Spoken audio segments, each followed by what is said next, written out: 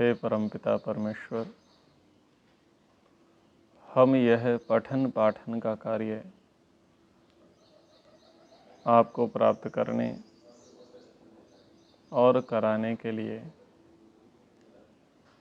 साधन के रूप में कर रहे हैं। हम इस कर्म को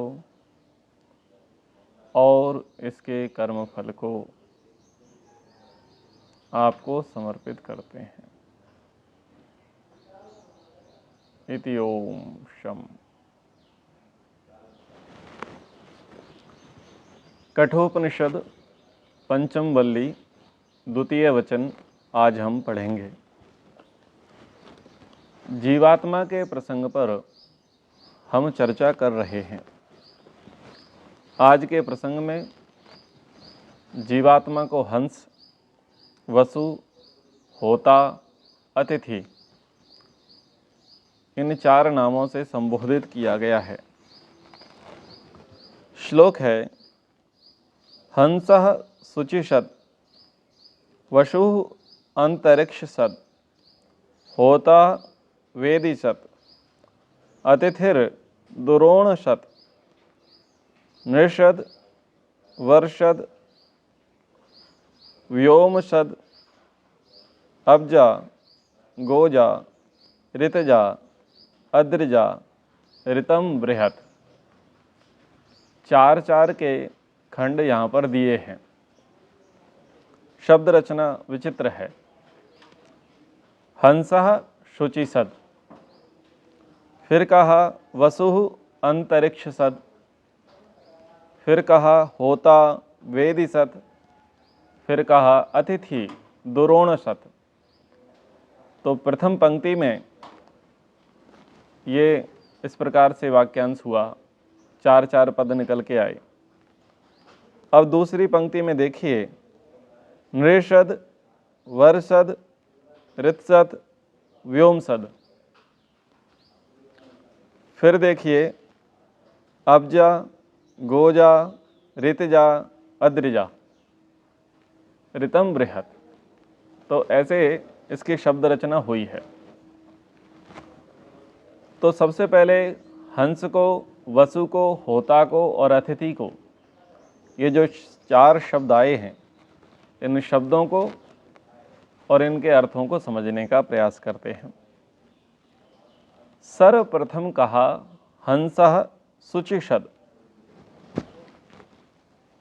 हंस पवित्र शुद्ध जल में रहने वाला है। गंदे जल में हंस कभी नहीं रहेगा। पवित्र स्थान को वो प्रिय मानता है, अच्छा मानता है। तो हंसः शुचिषद यानी वो शुचि में रहने वाला है, शुद्धि में रहने वाला है, पवित्रता में रहने वाला है। तो जीवात्मा को भी हंस कहा गया है। जो जीवात्मा स्वयं को जानता होगा, स्वयं के धर्म को जानता होगा, और स्वयं के धर्म को जानने वाले जीवात्मा को कहते हैं विवेकी। विवेकी जीवात्मा कहाँ रहेगा? शुचिषद। वो शुद्धता में निवास करेगा, पवित्रता में निवास करेगा। यानी यम नियमों में जिसे शौच कहा जाता है, आंतरिक और बाहरी शुद्धि, उस दोनों प्रकार की शुद्धि का वो विशेष ख्याल रखेगा। उसका मन भी पवित्र होगा, तन भी पवित्र होगा, आचरण भी पवित्र होगा, व्यवहार भी पवित्र होगा, उसका अर्थ भी पवित्र होगा, उसका काम भी पवित्र होगा, सारी चीज़ें उसकी पवित्र होंगी। अपवित्र को, अशुद्ध को वो तिल मात्र भी स्वीकार नहीं करेगा। विवेकी, जो विवेकी से भिन्न है, जिनको अविद्याग्रस्त कहा जाता है, वो सब शुचिषद नहीं है। क्योंकि गंदगी, अशुद्धि अविद्या की सबसे बड़ी है। अविद्या, अस्मिता, राग, द्वेष, अभिनिवेश, ये 5 क्लेश है ना, यही तो अशुद्धि है। इन्हीं को तो मल कहा गया है। भले ही व्यक्ति का अर्थ अच्छा हो, व्यक्ति के वस्त्र अच्छे हों, और व्यक्ति के पात्र अच्छे हों, भोजन अच्छा हो, लेकिन व्यक्ति किस में पड़ा हुआ है? अविद्या में। तो अविद्या में पड़ा होने के कारण से वो क्या है? अभी अशुद्ध है। लेकिन जीवात्मा स्वभावतः कैसा है? नित्य शुद्ध बुद्ध मुक्त। लेकिन पूर्ण रूप से शुद्ध किसे माना जाएगा? जो विवेकी होगा, जो हंस होगा। हंस की क्या प्रकृति है? हंस की ये प्रकृति है कि भद्र को वो स्वीकार करता है और अभद्र को वो त्याग देता है। और महर्षि दयानंद सरस्वती जी महाराज ने हमको हंस बनने का एक सूत्र दिया, और वो सूत्र क्या है? सत्य के ग्रहण करने और असत्य के छोड़ने में सर्वदा उद्यत रहना चाहिए। हंस बुद्धि दे दी महर्षि दयानंद जी ने।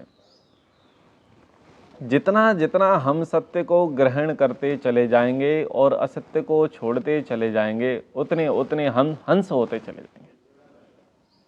हंस वस्तुतः करता ही यही है। तो हंसः शुचिषत्, ठीक है। दूसरा, जो हंस शब्द है, इसका अर्थ निकलता है कि जो मारता है, जो नष्ट करता है, उसे हंस कहते हैं। तो जो अपने दोषों को मारता है उसको हंस कहा जाएगा। तो जीवात्मा को हंस इसीलिए कह रहे हैं कि जो अपने दोषों को, पापों को, बुराइयों को जो नष्ट करता है, हनन करता है, मारता है, और अच्छाई को जो धारण करता है, वो हंस है। तो इतने सारे अर्थ ये हंस शब्द के निकल करके आते हैं, ठीक है ना। तो जीवात्मा शुचिसत् यानी वो शुद्ध पवित्रता को चाहने वाला है। तो हंसः शुचिसत्। वसुः अंतरिक्षसद् दूसरा शब्द है। तो प्रायः वसु किसको कहते हैं? जो वसाने वाले हैं उनको वसु कहते हैं। और हमारे 8 वसु हैं: पृथ्वी, जल, अग्नि, वायु, आकाश, सूर्य, चंद्रमा, नक्षत्र। लेकिन ये वसु कहाँ बसते हैं?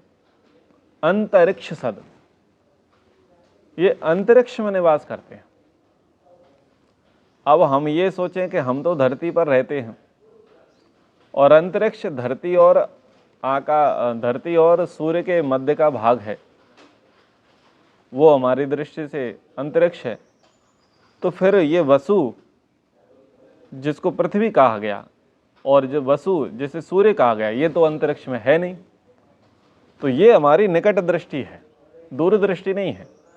चूंकि हम धरती पर रह रहे हैं इसलिए हम उसे अंतरिक्ष नहीं मान रहे। लेकिन यदि हम इस धरती से दूर हो जाएं, किसी दूसरे प्लेनेट पर पहुंच जाएं, तो हमें ये धरती किस में दिखाई देगी? अंतरिक्ष में। अंतरिक्ष में दिखाई देगी। सारा का सारा प्लेनेट, सारा का सारा सौर मंडल किस में है? अंतरिक्ष में है। तो वसुः अंतरिक्षसद्। लेकिन यहां वसु कहा गया जीवात्मा को। इन 8 वसुओं से जीवात्मा का कोई लेना देना नहीं है। तो जो वसता है और वसाने वाला है वो वसु है। तो जीवात्मा वसता है और वसाने वाला है। कहां वसाने वाला है? बोले अंतरिक्षसद्। अंतरिक्ष जो है, अंतरिक्ष को सहनशील कहा गया है। इसमें बसना कठिन होता है, आराम से इसमें बसा नहीं जा सकता। तो जो वसता है, वसाता है, वो अंतरिक्ष है। और अंतरिक्ष में वसाना थोड़ा कठिन माना गया है। जो सहनशील होगा वो वसा सकेगा, जो सहनशील नहीं होगा वो वसा नहीं सकेगा। धरती हमारी वशु है। बताओ, धरती सहनशील है या असहनशील है? सहनशील है। हम सब प्राणियों के पापों को क्षमा करती है और फिर भी हमको बसाती है। माता किसे कहा गया है? जो सहनशील हो, और ममत्व से ओतप्रोत हो, जिसके अंदर धारण करने की, रक्षा करने की और पालन करने का जिसके अंदर सामर्थ्य है, वो माता है। धरती हमारी माता है, वो हमें धारण करती है, हमारी रक्षा करती है, हमारी पालन करती है और हमको सहन करती है, झेलती है हमको। इसलिए धरती जो है हमारी माता है, पृथ्वी को माता कहते हैं। ऐसे ही ये जो अंतरिक्ष है, इस अंतरिक्ष को कहा जाता है गृहस्थ। पहले कहा था हंसः शुचिषद, फिर कहा वसु अंतरिक्ष सद। तो हंस कहते हैं विद्यार्थी को, ब्रह्मचारी को हंस कहेंगे। जो ब्रह्मचर्य काल है, उस ब्रह्मचर्य काल में रहने वाले को हंस कहेंगे। और वो हंस क्या करेगा? तमसोमा ज्योतिर्गमय, अविद्या से विद्या की ओर जाने के लिए पुरुषार्थ करेगा हंस। और ब्रह्मचर्य काल क्या है कि हम मूर्खता से विद्वता की ओर जाते हैं, शूद्रत्व से उठ करके ब्राह्मणत्व की ओर जाते हैं, अविवेक से विवेक की ओर जाते हैं। किस काल में जाते हैं? ब्रह्मचर्य काल में। घर में क्या हम उतना जानते हैं? नहीं जानते। माता पिता की कोख से जन्मते हैं, परिवार में रहते हैं तो कम जानते हैं। लेकिन विशेष ज्ञान कब होता है?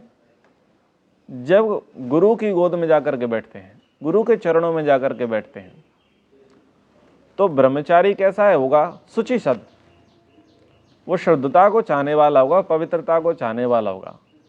ब्रह्मचारी उसी को कहा जाएगा जो शुचिसद हो, ब्राइट कपड़े हो, नो दाग,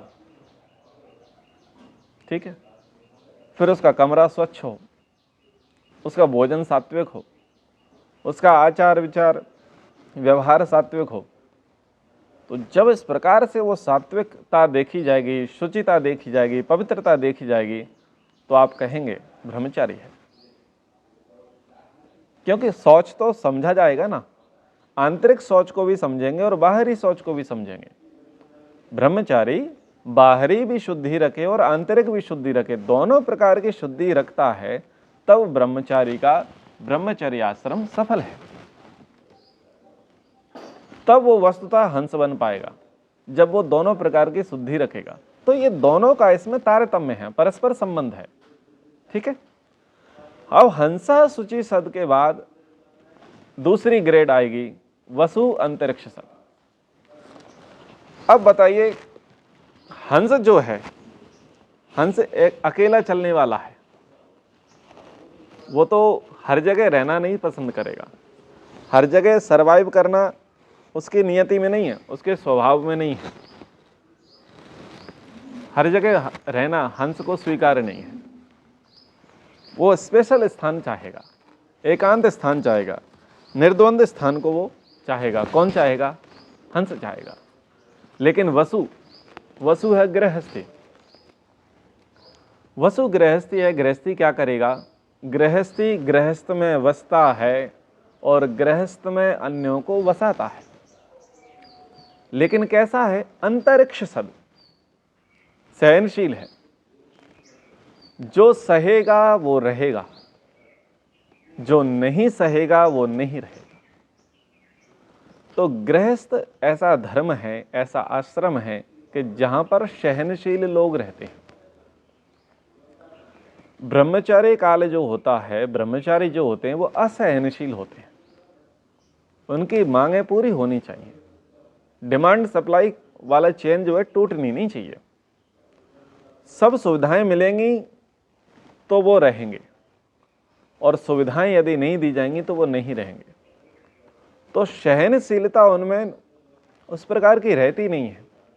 वो हर किसी के साथ एडजस्ट नहीं कर सकते, सामंजस्य नहीं कर सकते। लेकिन जो वसु है, जो गृहस्थी है, वो क्या करेगा? सबके साथ तालमेल बिठाने का प्रयास करेगा, सबके साथ एडजस्टमेंट करेगा, सबके साथ सामंजस्य करेगा और सबको सहन करेगा। वो सहन करता है इसलिए वसता है और इसीलिए वसा पाता है। एक बात और कहना चाहता हूं कि जो ब्रह्मचारी हैं और ब्रह्मचारी के बाद सीधे आचार्य प्रचारक बनते हैं, वो समाज में उतने फिट बैठ नहीं पाते हैं। समाज के लोगों से वो उतना सामंजस्य तालमेल बैठा नहीं पाते, अपनी अभिव्यक्ति उनके साथ रख नहीं पाते हैं और उनकी सारी चीज़ों को वो ठीक ठीक पूरा पूरा समझ नहीं पाते हैं।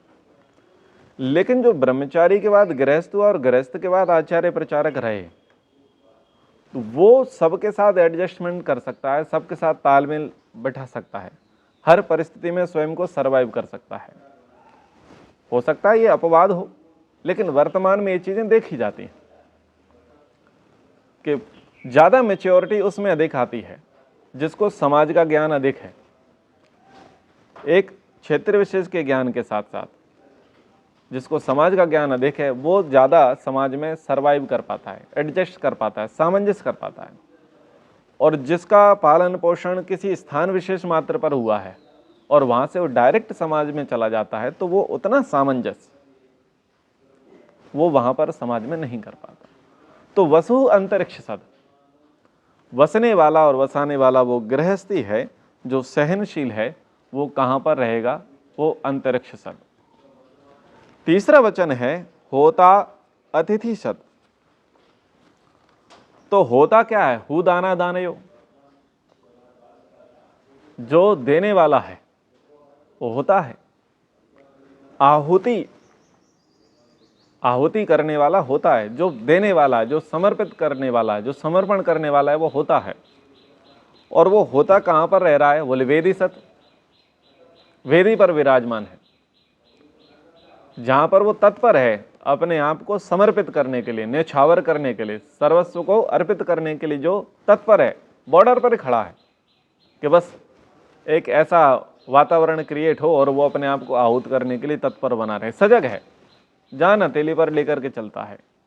तो होता वेदी सब, तो जो देने वाला है। तो ये एक ऐसी अवस्था जहां पर आकर के मनुष्य के अंदर देने की प्रवृत्ति, देने के भाव जिसके अंदर से जागृत हो जाते हैं और जो यथार्थता में विद्यमान रहता है, एब्सोल्युटली ट्रुथ को जो स्वीकार कर लेता है कि अब हमारा कार्य है देने का। तो यहाँ पर जो देने का भाव है, जिसको होता कहा गया, जिसको वेदी सत कहा गया, वेदी में विराजमान कहा गया, ये तीसरा वर्ण है, ये तीसरा आश्रम है वानप्रस्थी का। वानप्रस्थी होता वेदी सत है, चूंकि वो हंस शुचि सद हो चुका, वसु अंतरिक्ष सद हो गया। पहले उसने प्राप्त किया, प्राप्त करने के बाद उसने भोग किया और भोग करने के बाद अब वो किस स्टेज पर आ गया? देने की स्टेज पर आ गया। क्योंकि वो दो प्रकार के जीवन जी चुका है, एक प्राप्त करने का जीवन ब्रह्मचर्य काल और एक भोग करने का जीवन गृहस्थ काल, दोनों को जी चुका है, भोग चुका है। तो अब वो अपने अनुभव शेयर करेगा, वो ब्रह्मचारियों को देगा, वो गृहस्थियों को देगा। तो वो देने वाले मोमेंट पर आ चुका है, देने वाले किनारे पर आ चुका है, देने वाले भाव को उसने हस्तगत कर लिया।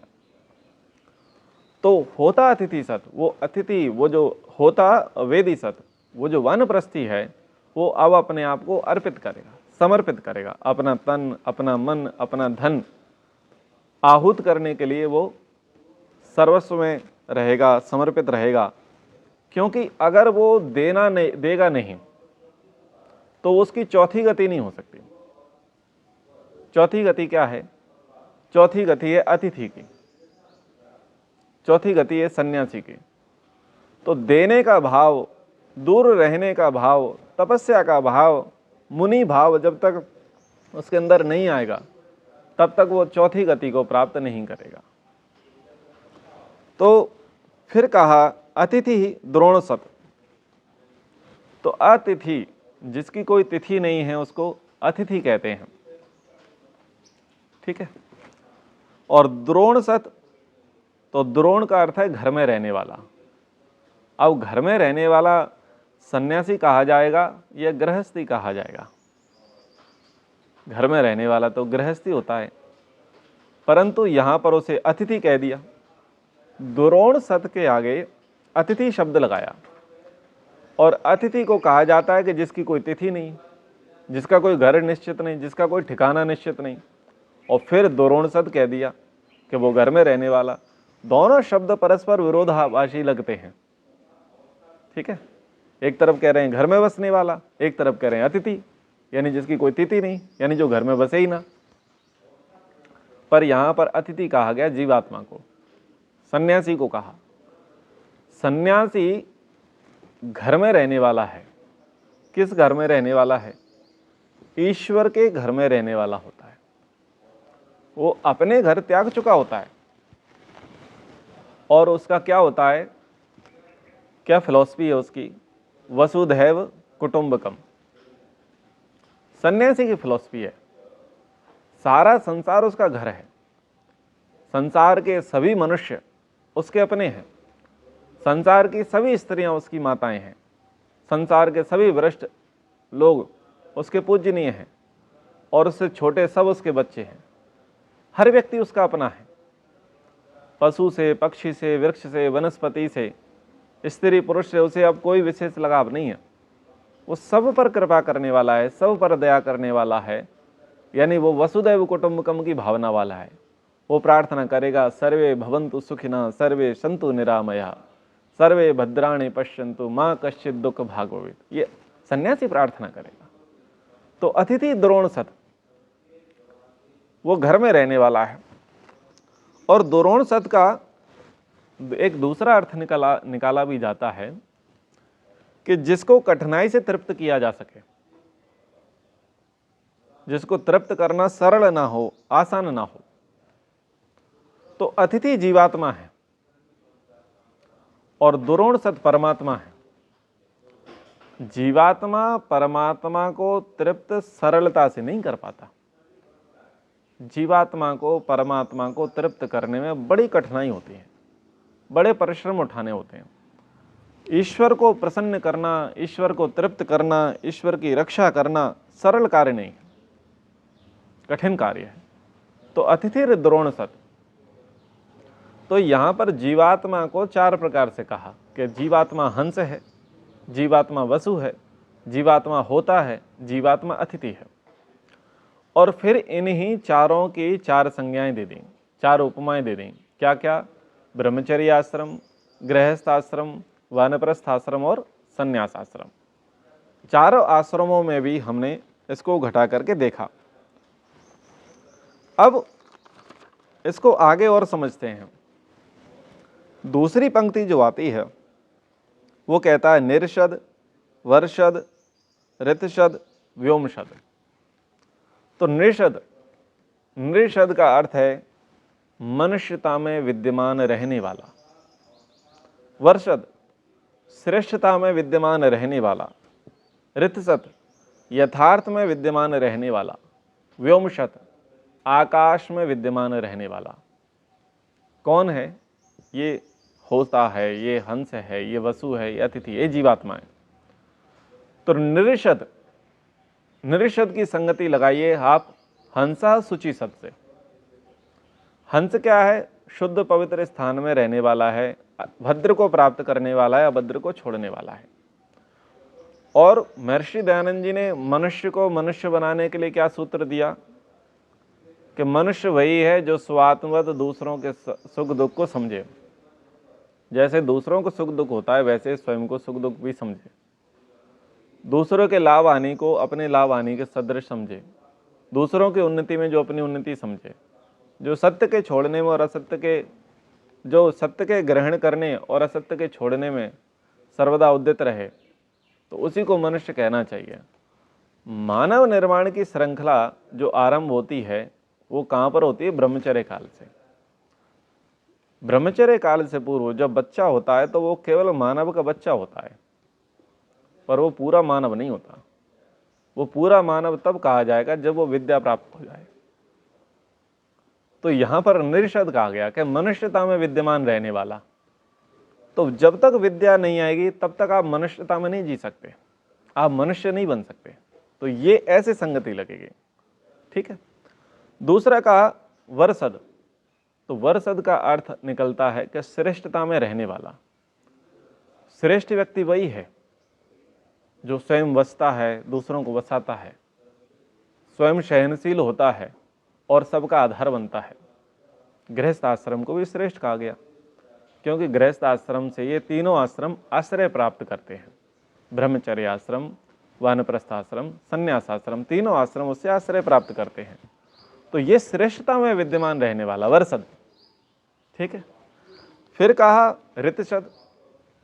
ऋतशत यानी यथार्थता विद्यमान रहने वाला, और वहां पर ऋत था होता।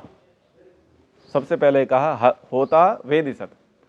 तो जीवन की यथार्थता यही है कि हम देना सीखें, जो कुछ हमारे पास है उसको हम बांटना सीखें, क्योंकि देने से, बांटने से सुख होता है, धर्म होता है, पुण्य मिलता है, और यही मनुष्य का धर्म है। जो देना जानता है वही देवता बनेगा, जो केवल लेना जानता है वो देवता बनेगा, और जो छीनना चाहता है, छल कपट करना चाहता है, हिंसा करना जानता है, वो मनुष्य से भी नीचे गिर जाता है। वो जीते जी मनुष्य रूप में कौन होता है? पिशाच होता है, राक्षस होता है, और उसकी अंतिम गति क्या होती है? नरकीय योनियों से प्राप्त होती है। तो इसलिए व्यक्ति को यथार्थता में विद्यमान रहना चाहिए, उसे सत्य में विद्यमान रहना चाहिए। यानी व्यक्ति को अब समझ में आना चाहिए कि जब मेरे पास ज्ञान आ गया, यानी जब मेरे पास धर्म आ गया, जब मेरे पास अर्थ आ गया, जब मेरे पास काम आ गया, तो अब मैं धर्मार्थ उसका प्रयोग आरंभ कर दूं, उसको धर्मार्थ देने का मैं प्रयास शुरू कर दूं। फिर कहा व्योमशत। तो व्योमशत जैसे आकाश सबको अपने आवरण में रखता है, वैसे ही सन्यासी सबको अपने आवरण में रखता है, सन्यासी सब पर कृपा करता है। तो वहां था अतिथिर दुरोणशत, और यहां पर व्योमशत कहा। तो जीवात्मा भी जो है हृदय रूपी आकाश में रहता है, और परमात्मा भी, उसको भी कहा गया खम, ओम खम ब्रह्म। तो हम सब जीवात्माएं उस परमात्मा रूपी आकाश में विराजमान रहने वाले हैं। तो ऐसे ऐसे इन शब्दों की क्या लगती है? संगति बैठती है। फिर 4 पद और आएंगे, अब्जा, गोजा, ऋतजा, अद्रिजा। तो अब्जा धूली मलिनता से रहित। अब्जा, अब यानी जल, तो जो जल में उत्पन्न होने वाला। तो जो व्यक्ति जल में रहेगा तो कैसे जल में सरवाइव करेगा? शुद्ध जल में या अशुद्ध जल में?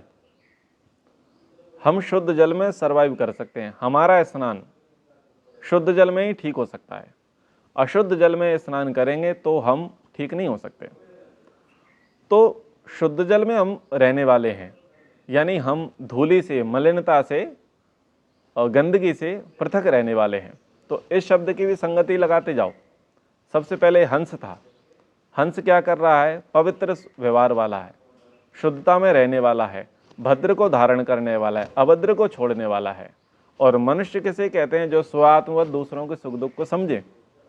और फिर क्या कहा कि जो गंदगी को लपेट करके ना चले, जो मल को, आवरण को अपने साथ लेकर के ना चले, जो जल की तरह यानी साफ रहे, निर्मल रहे, स्वच्छ रहे। तो यहां पर ऐसे अब्जा। फिर कहा गोजा, पृथ्वी पर उत्पन्न होने वाला। तो पहले था अब्जा, जल में उत्पन्न होने वाला, जल धूली मलिनता से जो रहित है। फिर कहा गोजा, तो दूसरा है गो शब्द बोला जाता है पृथ्वी को, और पृथ्वी का धर्म है धारण करने वाला। तो गोजा जो धारण वाला है, जो क्षमा करने वाला है, जो सहनशील स्वभाव वाला है, वो है गोजा। तो इसकी संगति सीधी लगती है वसु, अंतरिक्ष सद, वर्षद और गोजा। तो वो सीधी संगति इनकी बैठती है। फिर है ऋतजा। तो ऋतजा में कोई अंतर नहीं है, जैसा अर्थ यहाँ पर ऋतसद में आया वैसे ही ऋतजा में यहाँ पर आया है, यानी श्रेष्ठता में विद्यमान रहने वाला। और अंत में कहा कि अद्रिजा, तो जो खाता है, जिसमें सब खाते हैं, वह अद्रि है। तो अद्रि क्या है? अद्रि में उत्पन्न होने वाला। पहले कहा कि व्योमशत, आकाश में रहने वाला, और अभी हमने चर्चा की कि व्योम क्या है? आकाश। आकाश क्या है? ईश्वर। ईश्वर को वेद में कहा गया खम। जीवात्माएं किस में उत्पन्न हो रहे हैं? आकाश में। हम कहाँ रह रहे हैं? हृदय रूपी आकाश में। तो शरीर रूप में भी हृदय रूपी आकाश में रह रहे हैं। और ये हम सब किस में ओतप्रोत हैं? ईश्वर में। चारों ओर हमारे ईश्वर है, तो ईश्वर में हम रहने वाले हैं, व्योमशत। और अद्रि, जो खाता है, जिसमें सब खाते हैं, वह अद्रि है। तो हम खाने वाले हैं। हम भोग करते हैं, नहीं करते? भोग करने वाला जीवात्मा है।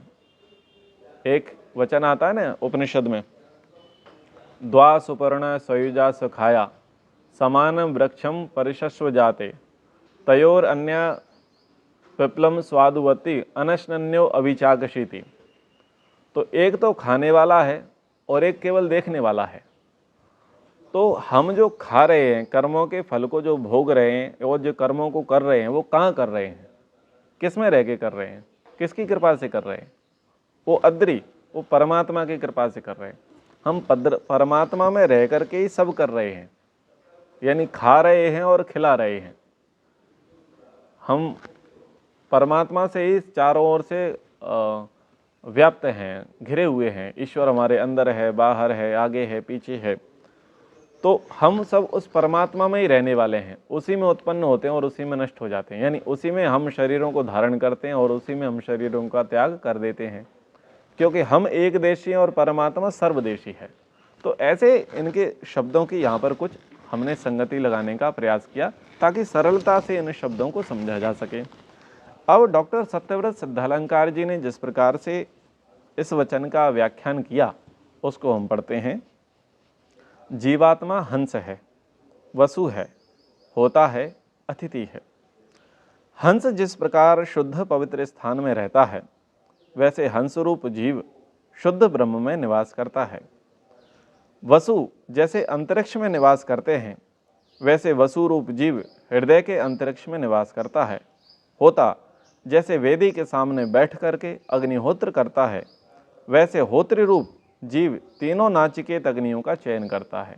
तो त्रिनाचिकेत अग्नि के विषय में आप पिछले प्रसंगों में पढ़े ही चुके हैं। अतिथि जैसे द्रोण को आश्रम की कुटिया को अपना समझकर नहीं बैठता, अतिथि के रूप में रहता है और चल देता है, वैसे ही अतिथि रूप जीव इस नर देह को सदा के लिए अपना समझ करके नहीं बैठता। ठीक है। जो जीवात्मा अपने को हंस, वसु, होता और अतिथि समझकर जीवन व्यतीत करता है, वह उत्तरोत्तर विकास करता चला जाता है। वह नरदेह में वास करता है। नर से अच्छी देह है वरदेह, वरदेह में वास करता है। उससे भी अच्छी देह है ऋतदेह, और ऋतदेह से भी उत्कृष्ट देह है व्योमदेह। जीव जंतु जल में उत्पन्न होते हैं, पृथ्वी पर उत्पन्न होते हैं, अंतरिक्ष के जल में उत्पन्न होते हैं और पर्वतों पर भी उत्पन्न होते हैं।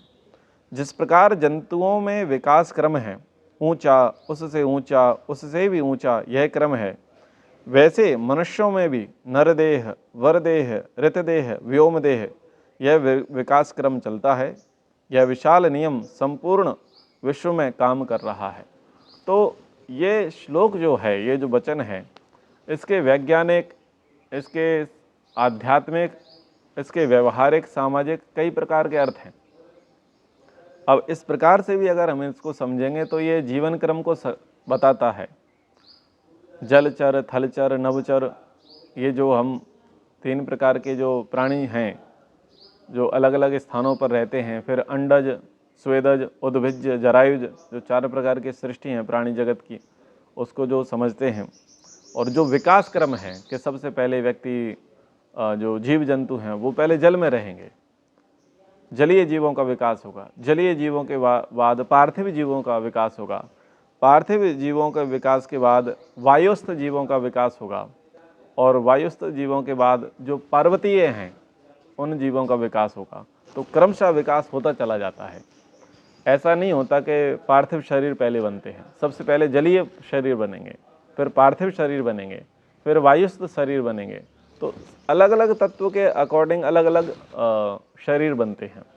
वायु में भी तो जीव होते हैं। वो वायरस का कोई शरीर तो नहीं होता ना, कोई रूप नहीं होता।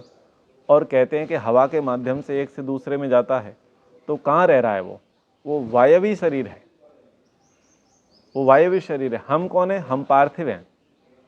हमारे अंदर पृथ्वी तत्व की अधिकता है। उसकी विद्यमानता अधिक होने के कारण से हम पार्थिव हैं, हम विजिबल हैं। जलीय शरीर जो होते हैं वो अनविजिबल होते हैं, बहुत ध्यान से देखने पर वो जलीय शरीर देखने में आते हैं। हालांकि गर्मियों में आप जलीय शरीर को आराम से देख सकते हैं। बस ध्यान दें, कभी भी रेलवे स्टेशन पर जाएं, प्लास्टिक की बोतल में पानी आपको पीने को मिले तो ध्यान से देखना, आपको उसमें जलीय शरीर मिल सकते हैं, इसलिए प्लास्टिक के पानी को अवॉइड करें। तो ये भी एक संदेश इसके साथ दे दिया है। तो जलीय शरीर बिल्कुल पानी के जैसे ही दिखते हैं जलीय शरीर, और उसमें वो कीड़े पड़ जाते हैं, कीटाणु पड़ जाते हैं, बिल्कुल जल के जैसे होते हैं। तो जलीय शरीर होते हैं, पार्थिव शरीर होते हैं, वायव्य शरीर होते हैं, ऐसे ही आग्नेय शरीर होते हैं। तो आग्नेय शरीर कहाँ रहेंगे? वो अग्नि में रहेंगे। तो कहाँ रहेंगे? वो सूर्य में रहेंगे। सूर्य गोला है अग्नि का, वो वहाँ रहेंगे। ज्वालामुखी जहाँ फटता होगा वहाँ रहेंगे।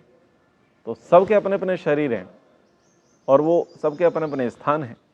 तो इस प्रकार से विकास क्रम भी यहाँ पर बताया गया है। तो आशा करता हूँ ये 5वीं वल्ली का दूसरा वचन आपको समझ में आ गया होगा। भाव यही है कि हम उत्तरोत्तर उन्नति को प्राप्त करें, हम शुद्धता को जीवन में धारण करें, हम सहनशील बने, हम देने वाले बने, और हम जीवन का जो अंतिम लक्ष्य है मुक्ति, और जो चौथा आश्रम है संन्यास, उसके लिए पूर्ण रूप से प्रयासरत रहें। चूँकि जीवात्मा को पुरुष कहा गया है और पुरुष का धर्म है पुरुषार्थ चतुष्टय की सिद्धि करना, तो उसको हम सिद्ध करें, उसकी हम प्राप्ति करें।